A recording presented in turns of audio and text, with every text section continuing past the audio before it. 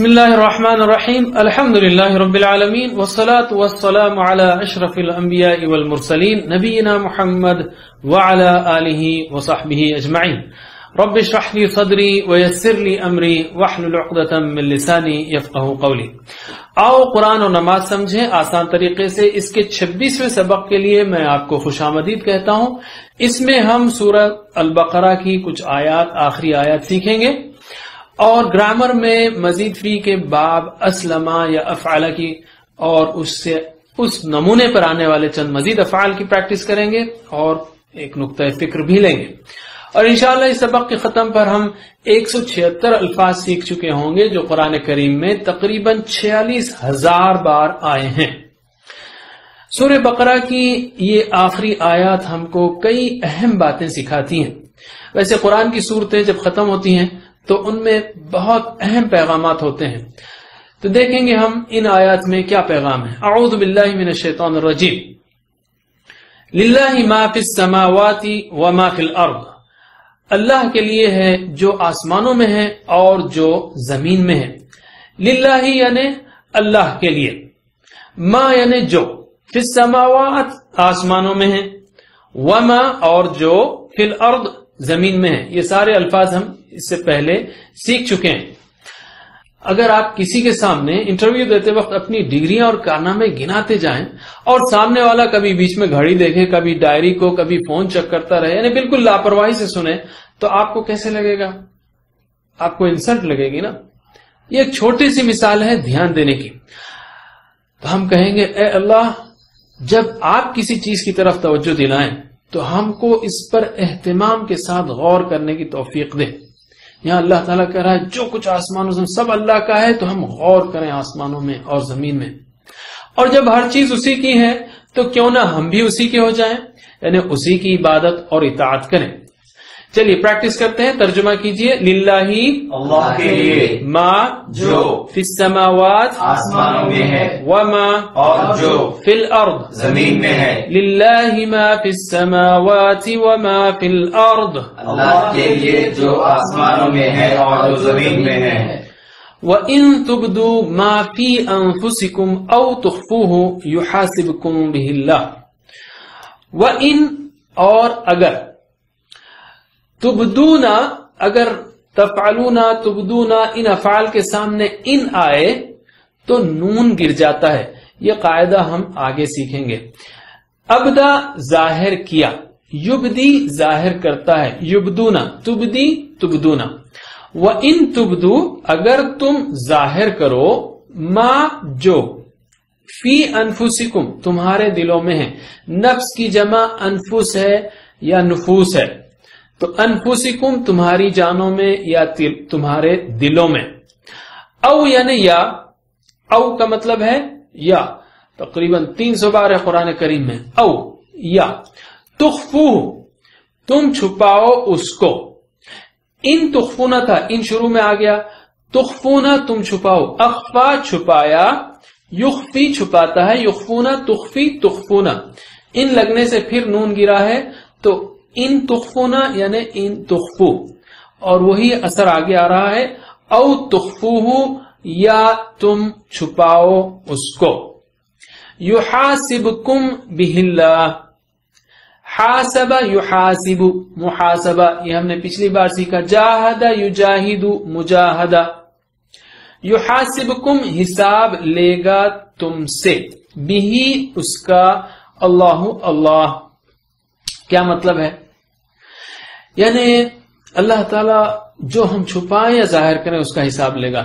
عبادت اصل میں دو طرح کی ہیں، ایک ہے جسمانی باتیں جیسے نماز، روزہ، زکوٰۃ، حج، دین کی دعوت، غریبوں کی مدد وغیرہ، اور دل کی عبادتیں جیسے ایمان، محبت، توکل، صبر، قناعت وغیرہ۔ بلکہ جسمانی عبادات کے پیچھے بھی اصل میں دل کی عبادت یعنی ایمان و نیت بہت اہم ہے۔ اسی طرح بعض گناہ دل کے ہوتے ہیں جیسے کفر، منافقت، کبر، حسد، دنیا سے محبت وغیرہ۔ دیکھا جائے تو دل کی عبادت کا بہت اہم رول ہے، کیونکہ یہیں پر ایمان یا کفر اور نیت کا رول شروع ہوتا ہے۔ اس آیت میں اللہ تعالیٰ بتا رہا ہے کہ جس طرح نماز، روزہ وغیرہ کا حساب ہوگا، ویسے ہی دل کے اعمال کا بھی حساب ہوگا۔ اس لیے ہم کو ہمیشہ اپنے خیالات پاکیزہ رکھنے کی کوشش کرنی چاہیے. جو وسوسے اور خراب خیالات کبھی کبھی خود سے دماغ میں آ جاتے ہیں تو ان پر پکڑ نہیں ہوگی. ایسے وسوسے اور برے خیال آتے ہی اعوذ باللہ من الشیطان الرجیم پڑھتے رہیے یہاں تک کہ وہ چلے جائیں، اور دعا کیجیے کہ اللہ حساب کے وقت میرے ساتھ آسانی فرما. اللہم حاسبنی حسابا یسیرا. چلیے ترجمہ کیجیے. وَإِن اور اگر تبدو تم ظاہر کرو ما جو فی انفسکم تمہارے دلوں میں ہے، او یا تخفوہ تم اسے چھپاؤ، یحاسبکم حساب لے گا تم سے بہ اللہ. اللہ کا اللہ. وَإِن تُبْدُوا مَا فِي أَنفُسِكُمْ أَوْ تُخْفُوهُ اور اگر تم ظاہر کرو جو تمہارے دلوں میں ہے یا تم اسے چھپاؤ، يُحَاسِبْكُمْ بِهِ اللَّهُ حساب لے گا اللہ اس کا. حساب لے گا تم سے اس کا اللہ. فَيَغْفِرُ لِمَن يَشَاءُ وَيُعَذِّبُ مَن يَشَاءُ. پھر بخش دے گا جس کو وہ چاہے اور وہ عذاب دے گا جس کو وہ چاہے. فَيَغْفِرُ آپ جانتے ہیں بخش دے گا، لی واسطے اس کے لیے اس کے من جو یا جس کو، یشاؤ یہ بھی سیکھا ہم نے، شاء یشاؤ وہ چاہے. وَيُعَذِّبُ عَذَّبَ يُعَذِّبُ عَذِّب یہ سبحہ کے وزن پر ہے، سبح یسبح، عذب یعذب، اور وہ عذاب دے گا من یشاء جس کو وہ چاہے. کیا مطلب ہے اس کا؟ یہ مطلب نہیں ہے کہ اللہ تعالیٰ کے ہاں بغیر حکمت کے بس یوں ہی کسی کو بخشش ہو کسی کو عذاب ملے گا، بلکہ مطلب یہ ہے کہ بخشش اور عذاب کے معاملے میں اللہ تعالیٰ کو کوئی روک نہیں سکتا. مثلا جس مجرم کو وہ عذاب دینا چاہے تو نہ وہ مجرم بھاگ سکتا ہے نہ کوئی اس کو بچا سکتا ہے. اسی طرح اگر اللہ تعالیٰ کسی بندے کو اس کی سچی توبہ پر بخش دینا چاہے تو کوئی اس کو روک نہیں سکتا. تو ترجمہ کیجئے، آسان الفاظ ہیں. فَيَغْفِرُ لِمَن يَشَاءُ پھر بخش دے گا جس کو وہ چاہے، وَيُعَذِّبُ مَن يَشَاءُ اور وہ عذاب دے گا جس کو وہ چاہے. واللہ علی کل شیء قدیر اور اللہ ہر چیز پر قدرت رکھنے والا ہے. علی کل شیء، شیء کا مطلب ہے چیز، علی یعنی پر، کل شیء ہر چیز، علی کل شیء ہر چیز پر، قدیر قدرت رکھنے والا ہے. قدیر قدرت سے اردو کا ہی لفظ ہے، اردو میں استعمال ہوتا ہے. یعنی اگر کوئی طاقت اور قوت کے ملنے پر غلط کام یا ظلم کر رہا ہے تو اس کو اس غلط فہمی میں نہ رہنا چاہیے کہ وہ آزاد ہے. اللہ تعالیٰ اس پر پوری قدرت رکھتا ہے، صرف مہلت دے رہا ہے. جب وہ پکڑے گا تو پھر کوئی اس کو بچا نہیں سکے گا. تو ترجمہ کیجئے، واللہ اور اللہ علی کل شیء ہر چیز پر قدیر قدرت رکھنے والا ہے.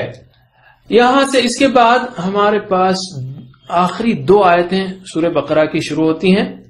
اس میں سے ایک آیت ہم کریں گے. اس میں اللہ تعالیٰ نے اس میں ہم کو کئی اہم باتیں سکھائی ہیں اور ان کی بڑی فضیلت ہے. اللہ کے رسول صلی اللہ علیہ وسلم نے فرمایا کہ یہ آیتیں آخری مجھے عرش کے نیچے موجود خزانے سے دی گئی ہیں، اور یہ بھی فرمایا کہ جس نے رات کو یہ 2 آیتیں پڑھ لی تو اس کے لیے کافی ہے. تو شروع کرتے ہیں. اعوذ باللہ من الشیطان الرجیم. آمن الرسول بما انزل الیہ من ربہ والمؤمنون، یعنی مان لیا رسول نے اس پر جو اتارا گیا اس کی طرف، اس کے رب کی طرف سے، اور مومنوں نے. سارے الفاظ آپ کو معلوم ہیں. آمن الرسول مان لیا رسول نے، ایمان لایا رسول نے، بما اس پر جو، انزلا اتارا گیا، انزلا اتارا، ینزلو اتارتا ہے، مزید فی ہے یہ بھی. انزلا اتارا گیا، ینزلو اتارا جاتا ہے. یہاں پر انزلا یعنی اتارا گیا، الیہ اس کی طرف یعنی اس رسول کی طرف، من ربہ اس کے رب کی طرف سے، والمؤمنون اور مومنوں نے یعنی مومنوں نے بھی یعنی وہ بھی ایمان لے آئے. پہلے رسول کے ایمان کا ذکر ہے اور بعد میں مومنوں کا، اس لیے کہ اللہ کے رسول صلی اللہ علیہ وسلم کا ایمان بہت اونچا ہے. آپ نے تو جبریل علیہ السلام کو جنت کو دوزخ کو دیکھا، معراج میں اللہ سے بات کی. اور اسی آیت میں صحابہ کرام کا ایمان کا بھی ذکر ہے. یہ ان کے بلند اور پختہ ایمان کی دلیل ہے اور ان کا اکرام، اعزاز و اکرام بھی اللہ تعالی کی طرف سے. ہم کہیں گے اے اللہ ہم کو بھی اپنا ایمان مضبوط کرنے کے لیے قرآن و حدیث و سیرت پڑھنے کی توفیق دے اور نیک لوگوں کے ساتھ رہنے کی توفیق دے. ترجمہ کیجئے، بہت سمپل ہے یہ، تو میں پوری آیت پڑھ لیتا ہوں یہ ٹکڑا. آمن الرسول بما انزل الیہ من ربہ والمؤمنون، مان لیا رسول نے اس پر جو اتارا اس کی طرف اس کے رب کی طرف سے، اور مومنوں نے اس پر جو اتارا گیا اس کی طرف اس کے رب کی طرف سے، اور مومنوں نے بھی مان لیا. کل آمن باللہ وملائکتہ وکتبہ ورسلہ، یہ بھی الفاظ بالکل سادے ہیں. ہر ایک ایمان لایا اللہ پر اور اس کے فرشتوں پر اور اس کی کتابوں پر اور اس کے رسولوں پر. کل ہر ایک، کل شیء اس سے پہلے گیا ہے. آمن ایمان لایا، باللہ اللہ پر، وملائکتہ ملک کی جمع ملائکہ، ملائکتی ہی اس کے فرشتے، وکتبہ کتاب کی جمع کتب، وکتبہ اور اس کی کتابوں پر، رسول کی جمع رسول، ورسولہ اور اس کے رسولوں پر. اللہ پر ایمان کیا مطلب ہے؟ یعنی اس کی ذات، صفات، حقوق اور اختیارات میں کوئی شرک نہ ہو اور اسی سے سب سے زیادہ محبت ہو اور اسی کی اطاعت ہو. فرشتوں پر ایمان، یعنی فرشتے اللہ تعالیٰ کی باتیں رسولوں تک پہنچاتے ہیں، مومنین کے لیے دعائیں کرتے ہیں، ذکر کی اور قرآن کی محفلوں کو گھیرے میں لیتے ہیں. آسمان ان سے بھرا ہوا ہے، مختلف فرشتے مختلف کاموں پر لگے ہوئے ہیں، اور ہم میں سے ہر ایک کے ساتھ 2 فرشتے رہتے ہیں. ان کے وجود کا احساس اور اس پر یقین ہمیں ایک خاص اطمینان دیتا ہے اور نیکی کرنے میں اور برائی سے بچنے میں مدد ملتی ہے. کتابوں پر ایمان، یعنی اللہ تعالیٰ نے ہماری ہدایت کے لیے مختلف زبانوں میں کتابیں نازل کی ہیں، جیسے تورات، انجیل اور قرآن وغیرہ. رسولوں پر ایمان، یعنی آدم علیہ السلام پہلے انسان تھے اور پہلے نبی تھے، پھر جیسے جیسے لوگ پھیلتے گئے اللہ نے ان کی ہدایت کے لیے ہر حصے اور زمانے میں رسولوں کو بھیجا، اور آخری رسول محمد صلی اللہ علیہ وسلم تھے. تو ہم کہیں گے کہ اور آخری رسول محمد صلی اللہ علیہ وسلم ہیں. ہم کہیں گے اے اللہ فرشتوں پر، کتابوں پر، رسولوں کے بارے میں علم حاصل کرنے کی اور ان کے بارے میں ایمان پختہ کرنے کی ہمیں توفیق دے. ترجمہ کیجئے، کل آمن باللہ وملائکتہ، ہر ایک ایمان لایا اللہ پر اور اس کے فرشتوں پر، وکتبہ ورسلہ اور اس کی کتابوں پر اور اس کے رسولوں پر. لا نفرق بین احد من رسلہ، نہیں ہم فرق کرتے درمیان کسی ایک کے اس کے رسولوں میں سے. کیا مطلب؟ لا نفرق، پہلے الفاظ لیتے ہیں، فرق یفرق، فرق تفریق، یہ وہی اسی وزن پر ہے جس پر ہم نے سبح سیکھا. سبح یسبح تسبیح، فرق یفرق تفریق، فرق یفرق نفرق، ہم فرق کرتے ہیں. لا نفرق، ہم نہیں فرق کرتے. بین احد، بین یعنی درمیان، احد یعنی کوئی ایک، بین احد کسی ایک کے درمیان، من رسولہ اس کے رسولوں میں سے. یعنی جب اللہ نے سبھی نبیوں اور رسولوں کو بھیجا ہے تو ہم سب پر ایمان لاتے ہیں. ایسا نہیں ہونا چاہیے جیسے یہودی ہیں جو موسیٰ علیہ السلام کو مانتے ہیں، عیسیٰ علیہ السلام کو نہیں مانتے، اور محمد صلی اللہ علیہ وسلم کو نہیں مانتے. نہ عیسائی جو عیسیٰ علیہ السلام کو مانتے ہیں مگر محمد صلی اللہ علیہ وسلم کو نہیں مانتے. تو ترجمہ کیجئے، لا نفرق، نہیں ہم فرق کرتے، بین احد درمیان کسی ایک کے من رسلہ اس کے رسولوں میں سے. لا نفرق بین احد من رسلہ، نہیں ہم فرق کرتے درمیان کسی ایک کے اور اس کے رسولوں میں سے. وقالوا سمعنا واطعنا غفرانك ربنا وإليك المصير. یہ بھی الفاظ سیدھے سادے ہیں. وقالوا اور انہوں نے کہا، وقالوا انہوں نے کہا، سمعنا ہم نے سنا، سمعنا ہم نے سنا، سمع سے سمعنا، واطعنا، اطعنا جو ہے اطاع سے ہے، مزید فی ہے یہ بھی، اطاع یطیع، اطاع تو اطاع، اطاعوا، اطعنا ہم نے اطاعت کی. غفرانک، غفران بخشش کا، تیری، غفرانک تیری بخشش چاہیے، مطلب ربنا اے ہمارے رب، وإلیک اور تیری طرف، المصیر لوٹ کر جانا ہے، المصیر لوٹ کر جانا ہے. یہاں پر سمعنا و اطعنا یعنی دلچسپی اور خوشی سے سننا مراد ہے، یعنی سن کر ہم عمل بھی کریں گے اور وہ اکڑتے نہیں. سمعنا و اطعنا غفرانک بخشش کی دعا کرتے ہیں، کہ اللہ ہماری مغفرت کر دے. اور محمد صلی اللہ علیہ وسلم دن میں 70 سے زیادہ مرتبہ استغفار کیا کرتے تھے. تو اگر ہم بھی کسی دن مصروف ہوں تو کم از کم چھوٹی دعائی سے استغفر اللہ استغفر اللہ استغفر اللہ پڑھ سکتے ہیں. 1 منٹ میں 70 بار اس کو پڑھا جا سکتا ہے. پہلے مغفرت کا ذکر ہے غفران کا، اور اس کے بعد اس سے ملنے کا وَإِلَيْكَ الْمَصِيرُ. گویا ہم گناہوں کو مغفرت کی سے یعنی دھو کر اللہ کے سامنے صاف ستھرے جانا چاہتے ہیں. اس میں 5 ایمانیات کا ذکر ہے، اس پر غور کیجئے. اور ایک خاص بات ہے کہ حدیث میں آتا ہے کہ جو اللہ سے ملنے کا شوق رکھتا ہو اللہ بھی اس سے ملنے کا شوق رکھتا ہے. تو وہ الیک المصیر جب ہم پڑھیں تو اس کو شوق کے ساتھ اور ساتھ ہی ساتھ اپنے گناہوں کے خوف سے یعنی امید اور خوف کے ملے جلے جذبات کے ساتھ پڑھیے.